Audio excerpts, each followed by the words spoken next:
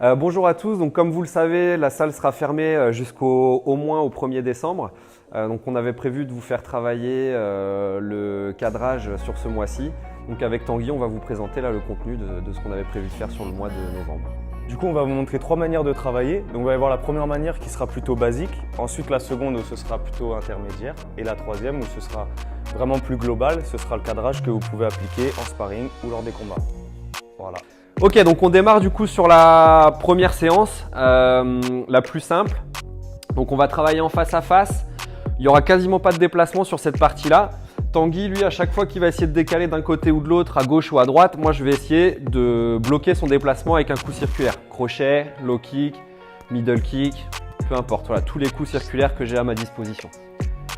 Ok, donc on est parti, on est en face et dès qu'il va décaler, boum, tout de suite, et je me replace en face de lui. Dès qu'il bouge d'un côté, hop, et je le ramène tout de suite dans mon axe. Dès qu'il va sortir, dès que je le vois bouger, boum, je ramène, hop, et je reste toujours en face de lui. Je me déplace en miroir, boum, dès qu'il va bouger, boum, ok, hop. Dès qu'il bouge, j'essaye. Et en face, hein, on essaye de bien se protéger tout le temps. Dès qu'il décale, bam. Ce qu'il ne faut pas qu'il se passe, c'est qu'il arrive à sortir sur le côté, à me déborder. Ok, faut toujours que je le garde face à moi. Faut pas qu'il arrive à sortir. S'il sort sur le côté, moi je cadre plus et là je suis en danger et il faut que je recommence. Si j'avais visé par exemple le coin qui est là-bas, il faut que je recommence tout mon travail. Donc dès qu'il bouge, boum, je le ramène dans l'axe. Je le laisse pas sortir. Dès qu'il va décaler, boum, je le ramène et je le laisse pas s'en aller. Hop, tout le temps, tout le temps, tout le temps, je suis en face de lui et je le laisse pas déborder sur les côtés. Dès qu'il va essayer de partir, bam, je ramène. Ok, on est bon pour la Ça, c'était le plus simple. Et maintenant, on va voir un petit peu plus élaboré. Ok, donc deuxième séance, on rajoute un petit peu plus de mouvement. Là, mon objectif à moi, ça va être d'emmener Tanguy dans le coin qui est là-bas.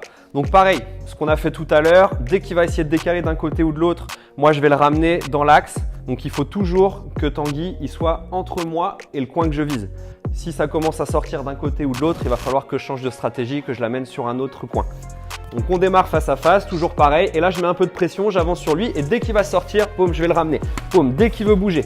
Tout le temps, j'emmène, hop, je ne laisse pas ressortir.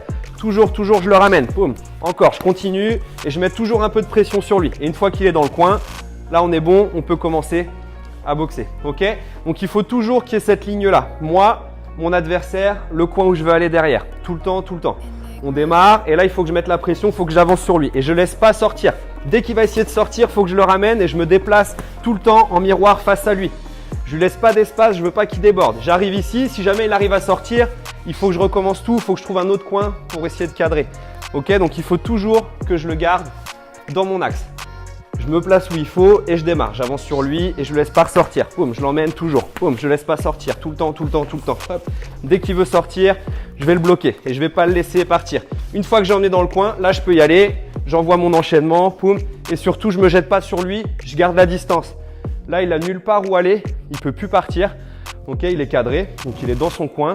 Moi, je suis en face, je bloque toutes les sorties. Donc à partir de là, c'est vraiment le moment où je vais essayer d'accélérer, d'envoyer plus de coups sans me jeter sur lui. Ok. Et on est bon pour cette partie. C'était la partie intermédiaire. Et là, on va voir vraiment la partie la plus complexe. Ok, donc la troisième séance, du coup la plus complète, celle qui va le plus se rapprocher de la réalité, d'un combat ou d'un sparring. Donc pour moi, le principe est le même. J'avance, je mets de la pression, je vise le coin où je vais emmener mon adversaire. Un maximum de coups circulaires pour l'empêcher de sortir de l'axe. Et donc pour Tanguy, même principe. Il essaye de sortir, s'il déborde sur les côtés, à moi de m'adapter pour reprendre le coin qui va être le plus proche de nous finalement. Et par contre, en plus, on va rajouter du coup pour Tanguy les coups en ligne. Donc les directs, les front kicks, éventuellement des saisies pour essayer de ressortir, etc. et de gagner de l'espace tout le temps. Ok, donc on est parti. Donc toujours pareil, je vais essayer de viser le point qui est là-bas. Donc je commence mon travail, je mets un peu de pression et là voilà, il n'hésite pas à me pousser. Donc il va falloir que je me protège en plus de ça et toujours cette pression sur lui. Et j'avance. J'envoie mes coups, je le ramène petit à petit, je ne le laisse pas sortir tout le temps.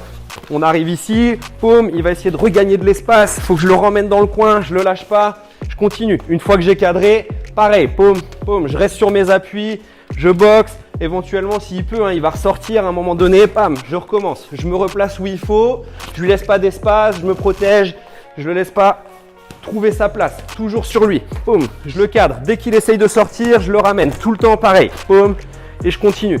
Je cadre. Ah, voilà, parfait. Il réussit à sortir. Je me replace très vite et je me déplace toujours en miroir, tout le temps, tout le temps. Dès qu'il décale d'un côté, boum, je referme. Boum, tout le temps. Je lui laisse pas de place. Une fois que je l'ai cadré, j'accélère. Pam, pam, pam. J'essaye de marquer mes points. Et là, il va falloir qu'il sorte de là assez rapidement. Boum, voilà. Et on est reparti. On continue. Dès qu'il bouge, hop, il me repousse, nickel. Les coups en ligne. Moi, j'essaie de cadrer avec mes coups circulaires. Boum, je ne le laisse pas déborder. Une fois qu'il est là, c'est fini, il faut recommencer. Je me replace. Dès qu'il sort, j'essaye de cadrer. Bam, je lui laisse pas d'espace. Dès qu'il décale, boum, je le ramène toujours dans l'axe, toujours, toujours. Boum, encore, toujours la pression sur lui. Plus je vais être proche de lui, plus ça va être compliqué pour lui. Tiens, reviens un petit peu par là qu'on voit bien. Plus je vais être proche de lui, plus ça va être compliqué pour lui d'utiliser les coups en ligne. Si je suis ici, si je suis là à la bonne distance pour lui, les directs, les front kicks, ça va rentrer. Si je suis prêt, ça va être difficile pour lui d'utiliser ses coups. Ok? Donc il faut vraiment que je casse la distance et que je me rapproche de lui. Je te laisse parler. Voilà, donc on en a fini avec le cadrage et on espère vous voir appliquer ça à partir de la rentrée. Voilà, on espère vous revoir vite et c'est une période compliquée, donc courage à tout le monde.